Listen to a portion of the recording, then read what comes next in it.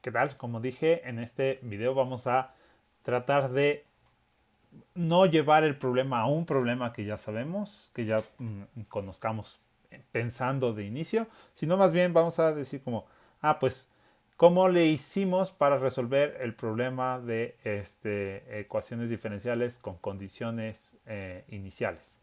Este, y vamos a tratar de hacer lo mismo, las mismas ideas de ese desarrollo y a ver a qué llegamos, ¿no? Entonces esa es como la otra manera. Tiramos la toalla de poderlo llevar a lo que ya conocemos y vamos a tratar más bien de reconstruir una nueva teoría. Este, con las ideas de otra teoría, pero es una nueva teoría de alguna manera.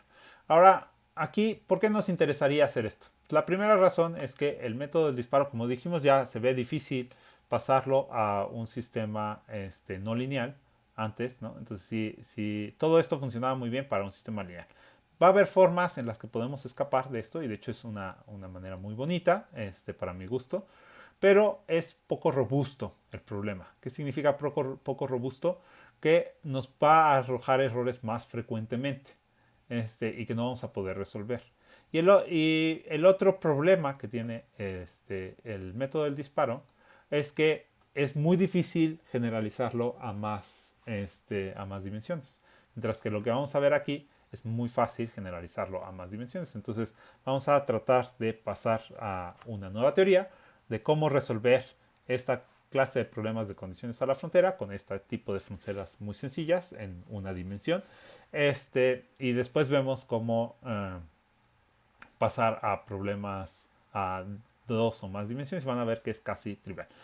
Otra vez voy a basarme voy a asumir que el problema es lineal por ahora. Entonces voy a tomar el ejemplo tal cual de la viga. Entonces, ¿qué hacíamos antes? Pues discretizábamos con el tiempo, ¿no? Entonces poníamos pasos de tiempo. Entonces ahora vamos a hacer lo mismo, ¿no? Entonces vamos a separar, ¿no? Teníamos, aquí está nuestra viga, con alguna condición inicial y alguna condición en la posición L, pero todo lo demás pues lo vamos a separar. Entonces el eje X lo vamos a subdividir en pedacitos de delta X en delta X, ¿no? Como hicimos también para como se hace para hacer las integrales y demás. Y eso nos permite, ¿qué es lo que nos permite? Nos permite escribir la ecuación diferencial en términos de diferencias, ¿no? Entonces, en vez de una ecuación en derivadas, vamos a hacer una ecuación en diferencias, ¿no? Que es exactamente lo mismo, pero sin hacer el límite cuando delta x tiende a ser, ¿no? Entonces, ya habíamos visto antes desde la parte de cálculo que la segunda derivada de una función con respecto de x se puede escribir como esta manera de acá, ¿no? Entonces, que era y menos x más y evaluado en x menos delta x más y evaluado en y más delta x menos 2y evaluado en x. Y eso dividido entre el delta x cuadrado, ¿no? Entonces eso es la segunda derivada de con respecto de x en su versión de ecuación en diferencias finitas. Y escribimos pues el resto de la ecuación, ¿no? Si hubiera aquí una primera derivada, pues también tendríamos que escribir alguna de las versiones de la primera derivada. Que aquí quiero recordar que esto es resultado de quedarnos hasta el primer término del desarrollo de Taylor, ¿no? Digo, hasta el segundo término del desarrollo de Taylor. Que podríamos hacer una versión más complicada y poner aquí más piezas del y evaluado en x menos algo, x menos otro algo, x más otro algo, x. Eso ya lo vieron ustedes, cómo se podía hacer. Entonces pueden obtener aquí una ecuación más o menos sofisticada para darle más precisión a este asunto. Pero vamos a quedarnos por ahora con esta versión sencillita, ¿no? Entonces, si ustedes quieren ir a más órdenes, a mejorar más órdenes, pues lo que tienen que hacer es eso, hacer un desarrollo de Taylor más grande, como ya lo habían visto en dos videos atrás, o dos tandas de videos atrás, que se pueden escribir las derivadas de formas muy distintas dependiendo de con qué grado del desarrollo de Taylor queremos tener. En fin, entonces ya escribimos nuestra ecuación completa, entonces sería hasta acá en derivadas, ay, perdón, en derivadas finitas. Ay, ¿qué estoy haciendo? Perdón. ya estoy. Ok, entonces ya lo tenemos en diferencias finitas, perdón. Nuestra ecuación aquí. Entonces, pues simplemente voy a reorganizar esto y lo voy a reescribir, ¿no? Entonces paso multiplicando el delta x por acá, luego despejo la parte que tiene solamente x y no tiene ninguna cosa con y de x o y de x más delta x o y de x menos delta x, ¿no? Entonces noten que aquí hay un y de x, acá hay un y de x, aquí hay un y de x más delta x y aquí un y de x menos delta x. Entonces pues simplemente despeje, ¿no? Entonces, estos dos se quedan ahí tal cual. El y, y de x multiplicado por 2 está aquí, ¿no? Y el y de x multiplicado por esta cosa multiplicado por delta x está aquí. Está aquí y como lo pasé del otro lado, pues está en versión negativa. Y de este lado está esta cantidad multiplicado por delta x cuadrado, ¿no? Tal cual.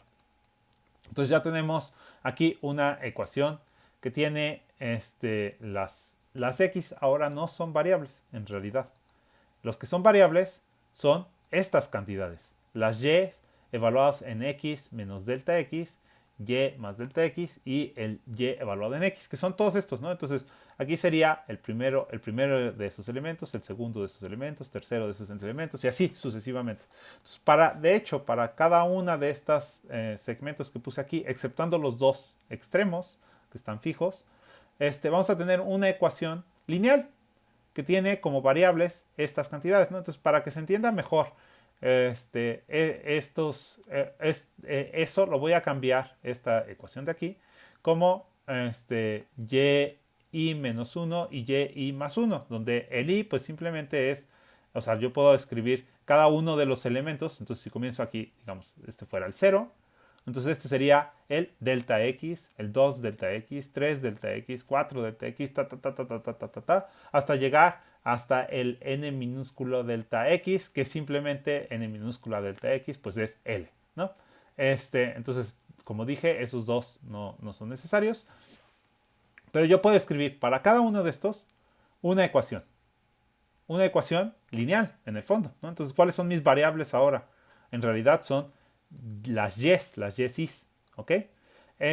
Y la x, pues la puedo sustituir, como decía, aquí era 0, aquí es delta x, aquí es 2 delta x, 3 delta x, entonces la x simplemente la cambio por y por delta x, ¿no? Entonces, simplemente sustituí el y por delta x y el y pues no es una variable, sino es el número de ecuación en el que estoy, ¿ok? Entonces, yo puedo comenzar con un i1 hasta un i n menos 1. ¿Ok? Entonces ahí tengo n menos 1 ecuaciones. Ajá. Y tengo n más 1 variables que podríamos pensar. Pero hay dos de estas variables, que son las dos de los extremos, que son simplemente y0 igual a algo y yl igual a algo. Entonces tenemos de alguna manera n más 1 ecuaciones con n más 1 variables, ¿no? Entonces podemos resolver es un sistema lineal, ¿no? Aquí están, ¿no? Ninguno de estos elementos está elevado a algún elemento, entonces pues yo escribo mi sistema lineal y ¿a qué estoy igualando? Pues estoy igualando, en casi todos los casos voy a estar igualando a simplemente esta cantidad, porque y menos 1 y y más 1 son variables, al igual que y, excepto cuando sea y igual a 1 e i igual a n más 1, a n menos 1. ¿Por qué? Porque en esos casos esta va a ser y0, que lo puedo pasar del otro lado y entonces parte de la constante a la que está igualada. Y también cuando sea el n menos 1, porque el yn es simplemente el y evaluado en L. Entonces también puedo hacer eso de pasarlo del otro lado y ya. ¿Ok? Entonces con eso tengo mi vector B con todos los elementos, con cada uno de los elementos. El primero era esta cantidad, entonces el I1 y restándole el Y0. Y todos los demás son simplemente sustituyendo esta parte, esta parte para los diferentes i's, para I1, 2, 3, 4, 5, así hasta n-2. Y luego para el n-1 también hay que restarle el YL. Eso es todo. ¿no? Entonces con eso ya tenemos mi vector al que está igualado mi sistema de ecuaciones, ¿no? Entonces tengo una matriz, una matriz multiplicada a la y que nos da igual al vector b, ¿no? Entonces ya tengo la b. La matriz sería, pues ¿qué sería? Tiene dos opciones. Una opción, o más bien tres opciones, es que los elementos sean cero. Entonces la mayoría de los elementos van a ser cero. La otra opción es que los elementos sean uno, ¿no? Entonces, cuando son uno, pues, si nosotros tenemos que, que esta es nuestra ecuación, entonces, cuando i más 1 es igual a j o i menos 1 es igual a j, ¿no? Que son estos dos elementos, entonces, lo que está multiplicando a esto de aquí, pues es un 1, ¿no? Y el otro caso posible es que sea esta cantidad de aquí.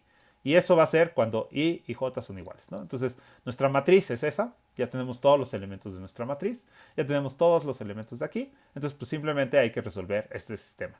Que para resolverlo, uno utiliza típicamente el vector, digo, el operador división por la izquierda o algo así se llama. Que es esta diagonal invertida, ¿no? Entonces simplemente escriben la matriz y dividen o hacen la división por la izquierda del vector b. Y ya con eso obtienen la solución, ¿no? Entonces tienen todos los valores de y en cada uno de estos elementos. Entonces es una manera completamente diferente, ya no estamos como tratando de apuntar a una solución, sino lo que estamos haciendo es obteniendo automáticamente todos los valores, ¿no? Entonces resolvemos, invertimos la matriz y con eso ya obtuvimos todos, invertimos y multiplicamos la matriz y con eso obtenemos todos los resultados de golpe, ¿no? Entonces, pues eso es lo que vamos a hacer en el código, que lo hago por ahora, pues no de manera general, sino que lo hago para este caso en particular, ¿no? El de la viga. Entonces, como decíamos, vamos a hacer primero una función que me genera el vector b. Entonces, dados los parámetros de la viga, para eso primero lo inicializo el vector b como un vector con n-1 elementos. El delta x pues es simplemente L entre el número de divisiones que vamos a hacer. Y pues ya escribo tal cual las posibilidades para el primer elemento y para el último elemento. Como dije, escribo esa cantidad que ponía aquí. A ver. Esta cantidad que pusimos aquí, ¿no? Ahí está. Es Q por delta x por delta x menos L por delta x elevado al cuadrado dividido entre 2 por e por i restándole el y0, ¿no? Eso es el primer elemento. El último elemento sería este de aquí que pusimos acá, ¿no? Entonces sería n-1 por q por delta x por n-1 por delta x menos L por delta x cuadrado dividido entre 2e menos y en L. ¿Ok? Y después vamos a poner todos los elementos de entre medio, que son simplemente una i, que va a ser desde 2 hasta n-2, por q por delta x, entonces por q por delta x, por 2, por i delta x menos L por delta x cuadrado dividido entre 2e y ya, con eso obtenemos nuestro vector b, ¿no? Dados los parámetros de ahí. La matriz, pues hay tres posibilidades y es que sea 0. Entonces primero generamos una matriz de 0 de n-1 en n-1. Y igual generamos paso de distancia y pues elegimos todas las posibilidades, ¿no? Entonces para los elementos de la diagonal queremos que sean esta cantidad, menos 2 por s por delta x cuadrada por i dividido entre i por e. Para el caso donde el i es menor que n-1, entonces tenemos que los elementos de la matriz que son que son i más 1 y j, que sería i. Entonces que i es igual a entonces que tenemos i más 1 e i. Entonces eso lo sustituimos por 1. Y los i menos 1 e i los sustituimos también por 1, siempre y cuando la i sea mayor que 1, ¿no? Para que no haya un elemento 0. Y ya con eso obtenemos la matriz correspondiente. Y para resolver la vía completamente, pues lo que necesitamos es obtener el vector, obtener la matriz, obtener la solución de la matriz inversa por la b. Y luego le voy a agregar la condición inicial y la condición final y listo, ¿no? Entonces ya con eso me da mi solución completa, ¿no? Entonces ahora vamos a resolver nuestro sistema. Entonces ya lo resolvió, más o menos rápido, que por cierto después voy a mostrarles algunas técnicas para mejorar la rapidez de esta clase de cosas, de operaciones. Pero bueno, ya vemos que tenemos pues lo que queríamos, ¿no? Entonces voy a elegir también lo que era no sé dónde lo puse, a ver. Ya está en YL, ¿no? Entonces, aquí creo que habíamos puesto punto 1 o algo así, no sé. Y obtenemos la misma solución, ¿no? Entonces, de hecho, vamos a usar de aquí le llamamos X y Y, creo que en el otro no le llamo X y Y. No, sí. Vamos a llamarle de otra forma, XY, ¿no? Y así vamos a graficarlos encima uno del otro. Vamos a ver que todo esté bien.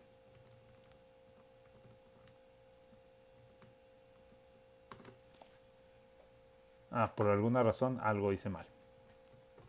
Ok, ya encontré después de un buen rato cuál era el error.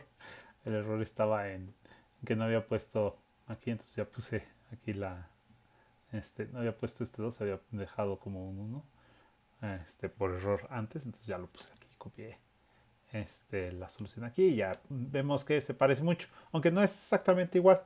Y la razón está en que, como les decía, el método del disparo es menos robusto.